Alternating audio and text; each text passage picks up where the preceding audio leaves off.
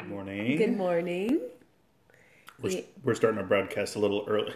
Donna Brown has already joined us. Good morning, Donna Brown. Okay.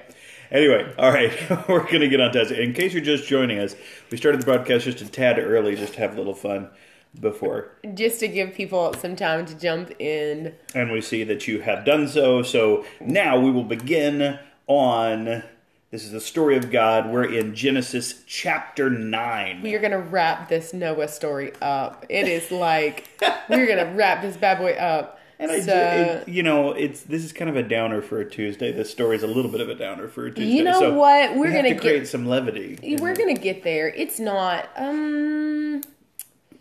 it could be a downer. It doesn't have to be. It doesn't have to be. That's a good thing. Okay, let me say this before we get started. We love your questions. We want to answer all of your questions as much as we possibly can.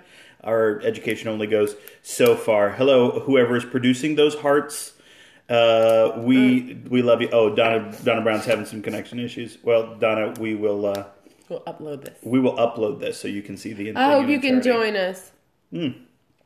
So anyway, so we are, we want to answer as many questions as humanly possible. Mm-hmm. So please either send them to masterworkcolumbus@gmail.com or direct message us on Twitter at masterworkcols. And we want to make sure that we get to your questions. We'll answer them to the best of our ability. And if we don't know, we will simply answer, I have no idea. I'll find out for you, though. I'll find out as best as I can because we have some good professor friends who are way smarter than we are. So anyway, and then we have the whole counsel of God's word. Oh yeah, and then that's the scripture thing. Not in that order. Yeah, but also if you have a prayer request, we want to pray over your prayer request. So please send it to.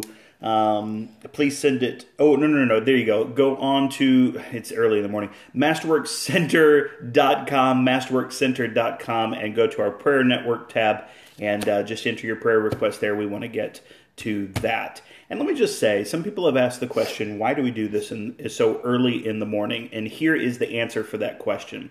You know, it says that Jesus got up early in the morning and talked to the Father. And I think it's really important to do your devotions in the morning, to let it be the first thing in your day, whether you're a morning person or not, to let it be the first thing in your day and let God bless the rest of your day to get away from your kids. Yeah. And before your boss has a chance to yell at you, the first impressions of your day. You go ahead and set your heart and your mind on heavenly things, and then if you keep it there, everything else will fall into line. Okay. All right. That being said, let's jump in. Hello, everybody who's joined late. Yes. We're going to jump into Genesis chapter 9. We read in the NIV. David's going to read that. And then we do pray at the end. So hang with us. Yeah, hang with us. Yes, we will. We do somebody asked the question, do we do daily scopes? We do Periscope every Tuesday and Thursday at 5:30 a.m.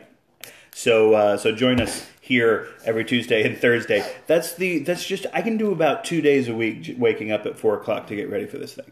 And then I fall asleep on my kids. Okay. Okay, so here we go. Chapter 9, Genesis chapter 9, starting at verse 1, reading in the NIV. Then God blessed Noah and his sons, saying to them, be fruitful and increase in number and fill the earth. Wow, I feel like I've heard this before. Yeah, we're getting there. Okay. The fear and the dread of you will fall upon all beasts of the earth and all the birds of the air, upon every creature that moves along the ground, and upon all the fish of the sea. They are given into your hands. Now, verse 3. Everything that lives and moves will be food for you. Just as I gave the green plants, now I give you everything. Verse 4. But you must not eat meat that has its lifeblood still in it, and for your lifeblood I will surely demand an accounting. I will demand an accounting from every animal, and from each man too. I will demand an accounting for the life of his fellow man. Okay, so God is kind of clearing up the rules again, because apparently we forgot everything. Well, we started over. New civilization. New rules. Okay. Carol will get to that, I'm sure. Whoever sheds the blood of a man, by man, shall his blood be shed. Okay, Jesus also says it, those that live by the sword will die by the sword. For in the image This of is God... the first instance of corporal punishment. Go ahead. Oh, wow, that's interesting. Okay. For in the image of God has God made man.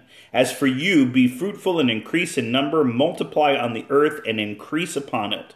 Okay, in verse 8 now. Then God said to Noah and to his sons with him, I now establish my covenant with you. And if you're wondering what a covenant is, it's a contract. It's a law-binding deal that God is saying, I'm going to establish that with you, a promise.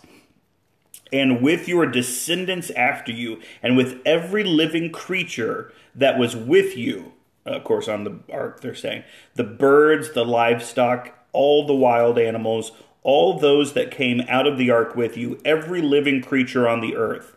I will establish my covenant with you. Never again will all life be cut out by the waters of a flood. Never again will there be a flood to destroy the earth. Okay, and we're in verse 12 now.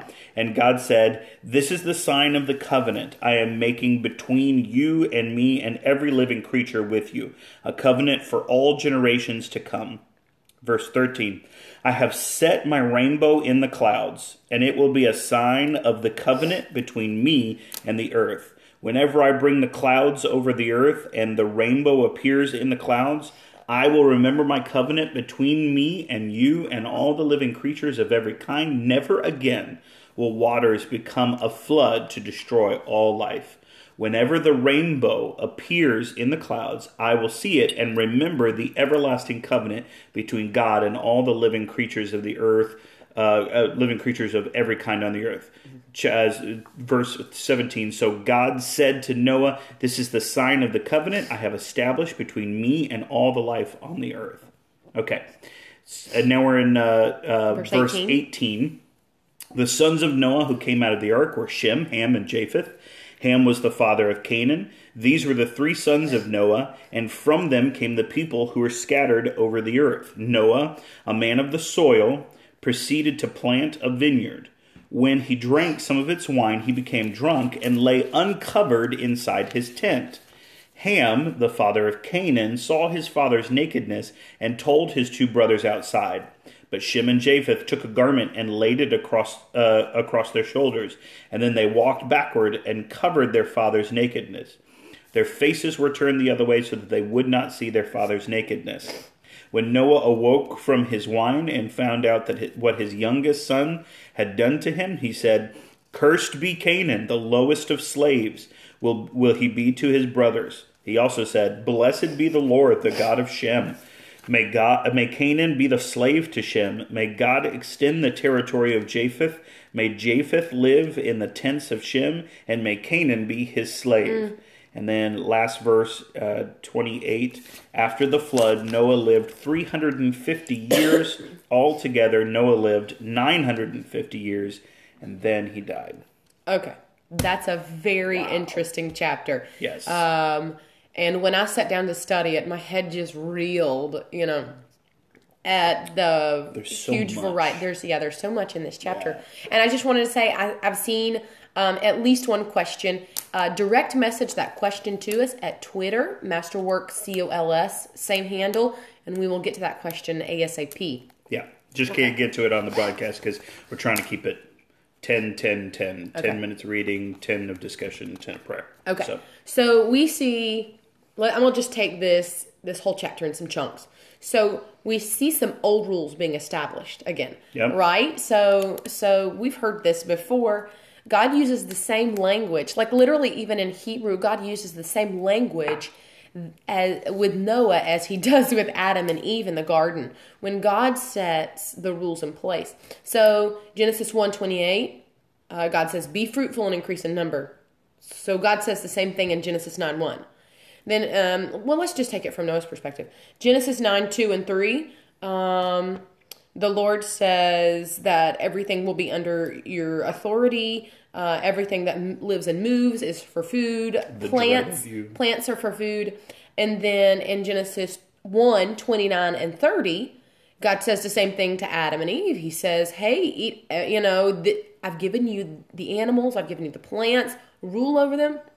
So he's reestablishing his rules, his order. Yes. Yeah. And then Genesis 9:2, he says the fear and dread will fall on the earth. The fear and dread, and it means like the Hebrew word for that is a reverential fear. And the same way we say, God, you're holy, we have a healthy fear of the Lord. It's the same fear word there in Hebrew.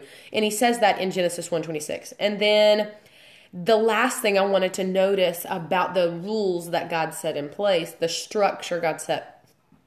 Genesis 9:4, God says, but you must not eat meat that still has this lifeblood in it. Now, we've seen a pretty similar command in Genesis 3:3, where Eve quotes God saying, you must not eat of the tree from the fruit. Let me read that again. Sorry. You must not eat fruit from the tree that is in the middle of the garden, and you must not touch it or you will die. So again, the Lord is just saying, hey, you have all of these possibilities. Just this one tiny little thing. Just avoid that. And right there, everything else is yours. And I'll repeat what I said in the beginning. Sometimes we micro-focus on what God has told us not to do and forget the true liberty of all the things that God has given us to do. And we're kind of like, we want to do that. I want to do that. I know. So again, God is creating the possibility for us to obey and to love Him. Yeah. So, and then I do want to highlight this.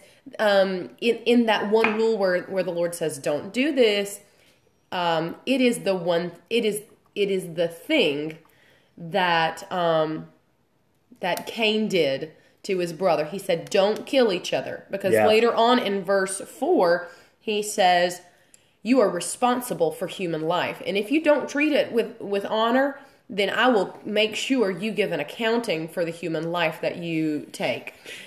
You know, it's so funny. You see these different things pop up, and I know that God is never taken by surprise by anything. I mean, He knows exactly what's going to happen. I mean, understand that He made the prophecy about Jesus back with Adam and Eve. So, I mean, He gets the whole deal.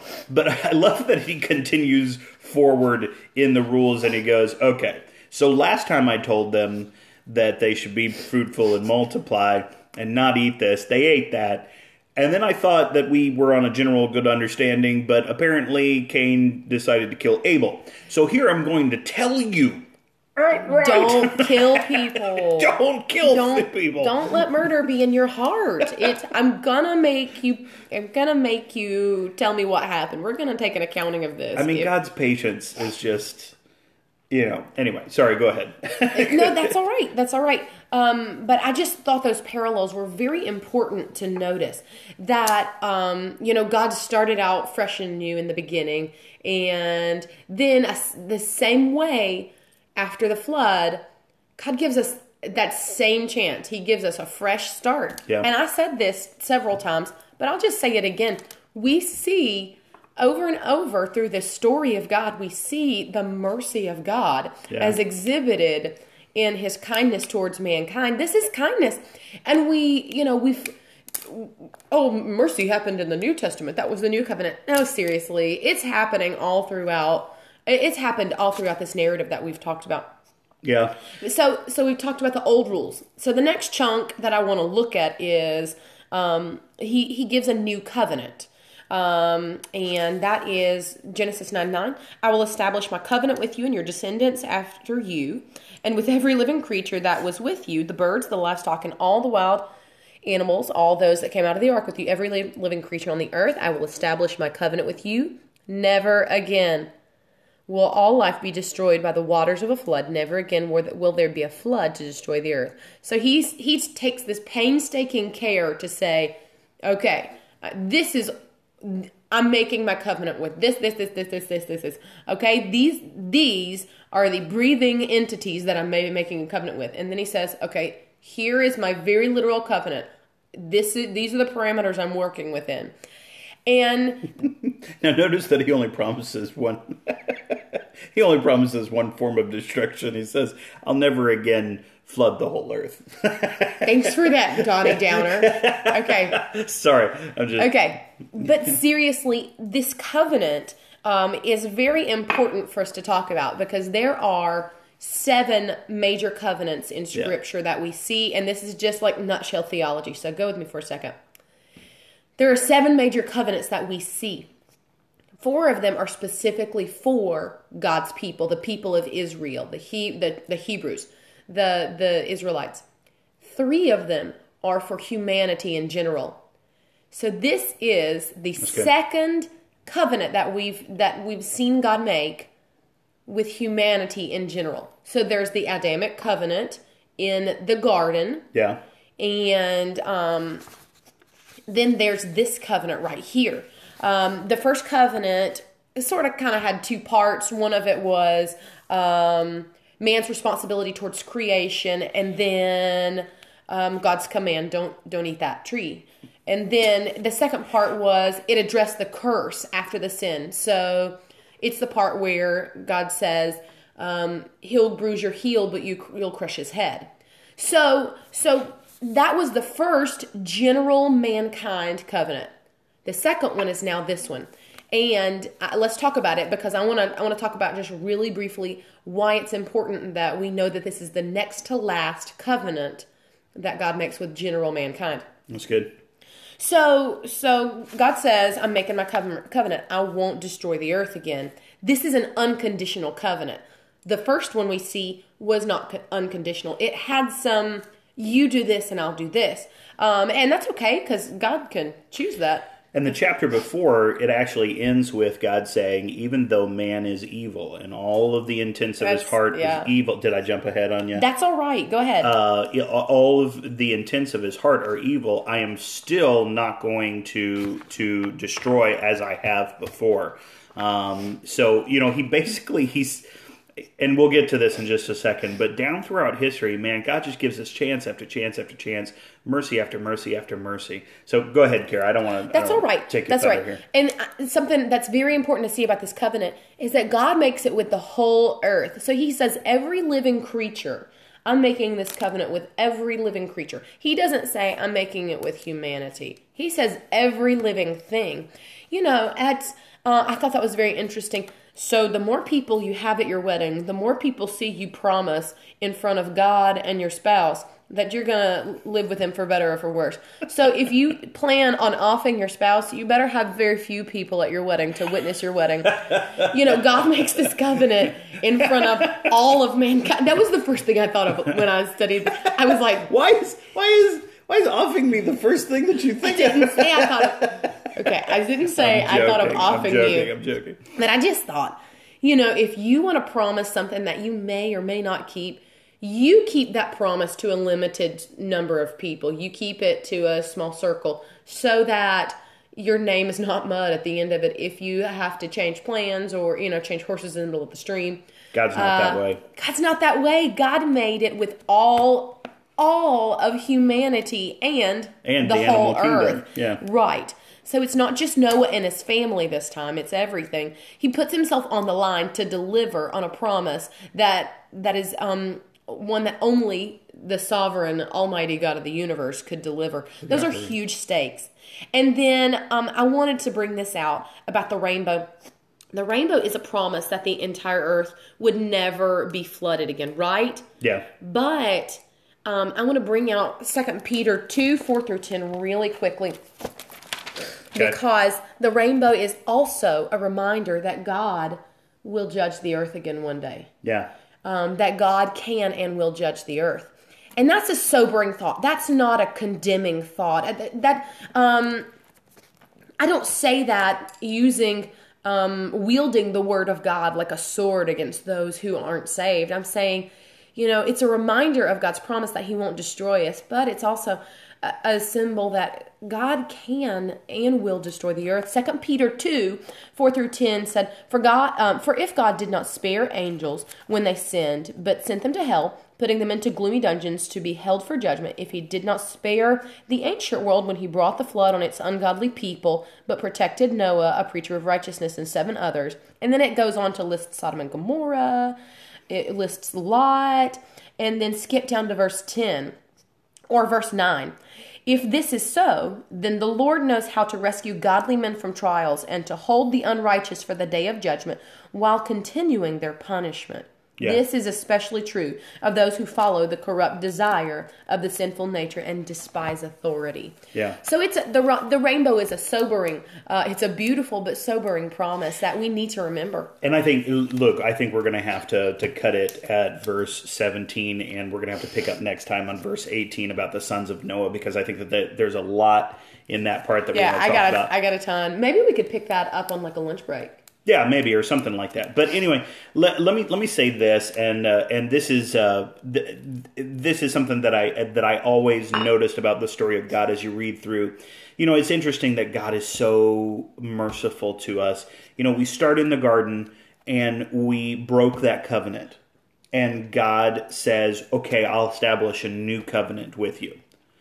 We broke that covenant, and God comes to Noah and says, "Okay, I'm going to establish a new covenant with you."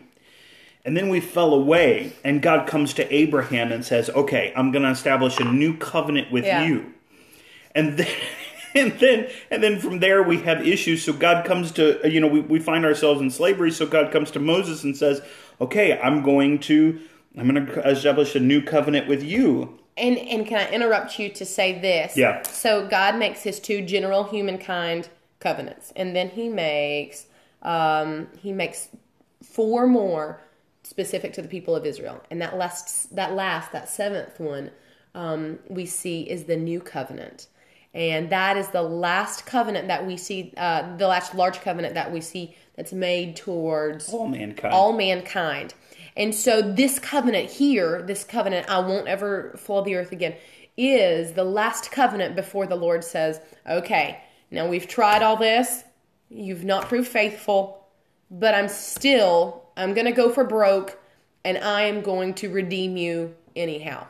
And it was because of Abraham's faith. It's interesting that it's because of Abraham's faith that God came to Abraham and said, "Look, all of mankind has moved away, but with Abraham, I'm going to establish my covenant." Yeah.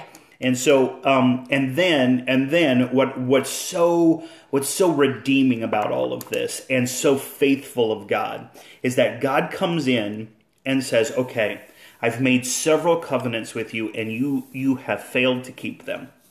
So what I'm going to do now is I'm going to send my son, and I'm going to fulfill my side of the contract, and I'm going to fulfill your side of the contract." Yep. And ultimately fulfills the covenant that he spoke to us. So now all we have to do is have faith in Christ, and we fulfill the covenant. And we receive righteousness, like Peter was talking about, where I just read in 2 Peter 2, 4 through 10, where he says, "The righteous shall be saved, the unrighteous shall not be saved, they'll be judged." And so all we have to do is accept the covenant that the Lord has already fulfilled for us.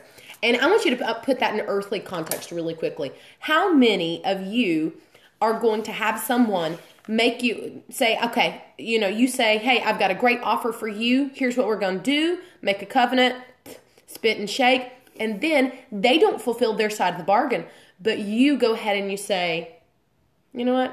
I'm going to do yours and mine. I'll do your part and I'll do my part." How many of us are really honestly willing to do that on a regular basis? And how many of us, that irks the stuff out of me to have someone break a promise.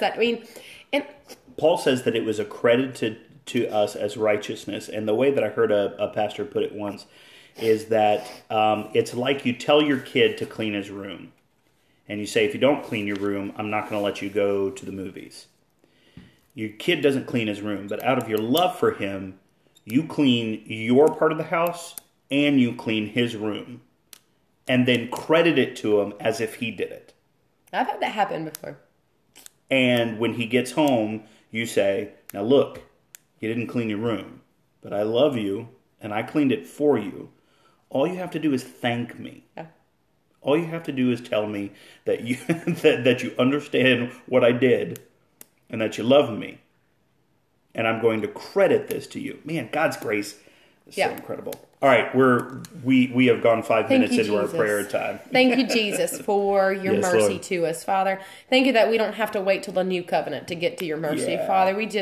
And we don't even have to dig very far in your word to find it in the Old Testament. God, your word is full of your mercy. God, you are faithful to Jesus. us. God, your covenant to us is of love and of goodness, Father. And I thank you that even though we are imperfect, Father, and even though we have been unable to fulfill our side of the agreement, Lord, I just thank you that you have fulfilled it for us. Yeah. Thank you, Jesus. Thank you, Lord, that you continue to make covenants with us even today. God, that you make a covenant with us, that you say that one day I will be back for all of you. I've gone to prepare a place in heaven for you, and I'm coming back. So be ready, and I'm coming back. Thank you, God, that you made that covenant with us, that you will be back, that you are coming back to redeem your bride, to make right, to judge the world finally, and to make right what has been wronged, and to bring your kingdom, Lord God, that will be established forever and ever and ever. Thank you, God, that covenant is one that you made with us that doesn't require very much of us at all. Except receiving your Son, Jesus Christ, and anyone who comes in the name of the Lord, anyone who calls upon the name of the Lord will be saved. And Lord Jesus, today we renew our covenant with you to be righteous, to be a righteous people in what Paul calls a wicked and depraved generation. Lord, I pray that like Noah did, that we would stand out among the world. Father, not as self-righteous people. But Father, I just pray that you would pour on us your righteousness. God, that we would, by your love and by your mercy, that we would draw people to you. With love Lord, and mercy, I pray that you, by your Holy Spirit, would enable us to live in the fullness of the covenant that you have made. I pray that you would enable us to live righteously. Lord, enable us to live the way you have called us to live. Lord, help us to walk out this walk with you. Father, wash us. Lord, wash us of our sins. Lord, when we fail, God, when we're not perfect, Jesus, only you know how many times I fail on a daily basis. But Lord, I pray that as we fail, Lord, that we would fail into your arms, and Jesus, that we would be drawn by your loving kindness. Yes, Lord. Lord, and that we would be a people of quick repentance, God, that our draw us to you. Yes, Lord Jesus, that we would be driven to live righteousness in front of this world who needs you so badly. God, I thank you that you continue to trust us. And I know that's a strange thing to think of, that God trusts us. But God, I know that you trust us because you gave us your Holy Spirit and you give us your church. And God, I thank you that you made that covenant with us, that you would send us power, that you would send the Comforter to us in order to be able to establish your kingdom in the earth. And so, Father, thank you for the Holy Spirit that you've sent to us.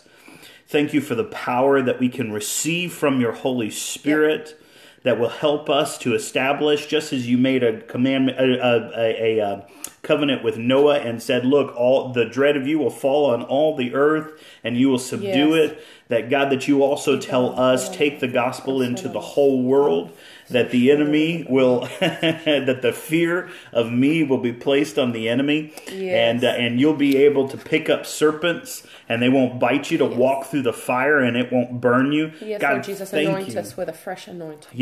Anoint us right now with a fresh anointing. You have given us a task to do. You have given us a promise to carry to this world. And God, we follow up with that right now, Lord Jesus. We say we will go. Send me. Yes, I'm here, Lord. Lord. I'm here. Send me. Yes, Lord. Yes, Father, I pray for all my friends that are watching this broadcast right now. And I pray, God, that you bless them today. Father, that you would show them the rainbow of your promise. You know, God, I believe that you're speaking out your promise right now to them. I believe that you're speaking your covenants right now to them. That wherever they are, that you're speaking them into their hearts, that you're singing over them their destiny and their strong promise that you have for their life. God, you hold it in the palm of your hand. Thank you, Jesus, for the reward you gave Noah. Lord, we receive you as our reward today. You are our inheritance. Thank you, May Lord. we live in the reward of the presence of Christ Jesus, our Savior. That's a good word. I hear the Lord saying that to us. The Lord is saying, live in the reward of my presence. Yeah. Because he is with us to empower us to live according to his word. That's good. And if we will take him up on it, he'll accomplish it through us. He'll do his part of the covenant and he'll do ours. And ours. Yeah. And let me just, let me say this, and I feel like I heard the Lord say this while we were praying, that maybe there's somebody that's going through a dark time right now, and it feels like there's a lot of rain coming in your land, feels like there's a flood. You know, it's interesting that you can only see a rainbow when your back is to the rain and your face is, or is it the other way around? Back is to the rain, faces to the sun. Back is to the rain, faces to the sun. No. Back is to the sun, faces to the rain. Because you can, at that point, then you can see the reflection of God, reflection of light off the water. So the deal is that I want you to look at your circumstances right now and see the reflection of God in them. Yeah. He's making a promise to you. It's not going to rain forever. It's not going to, there's not going to be difficulty forever. Yeah. He's not going to flood on you. He's not going to destroy you. He wants to he wants to let you see him in the middle of this. And there's a beautiful promise waiting at the end. Yeah. That's good. Promise. I feel that. I confirm that in my spirit as well. Good. So, hey, stay tuned. We may try to catch this last chunk over like a lunch break between now and Thursday or something. But if not, we'll hit this on Thursday and we'll let you know. Because it's quite a story. It is. And it bears really digging into. So we love you guys. We are thankful for you. Thank you for joining us. If you have questions, at Masterwork COLS on Twitter, direct message us and or email us at masterworkcolumbus@gmail.com. Yes. Sorry we couldn't. I saw the comments. Sorry we couldn't get to your comments. We love to answer your questions, so go ahead and send them to us. But have a great Tuesday. Yep. And join us as we continue in God's Word, because there's a story coming up where a man gets to talk to his donkey.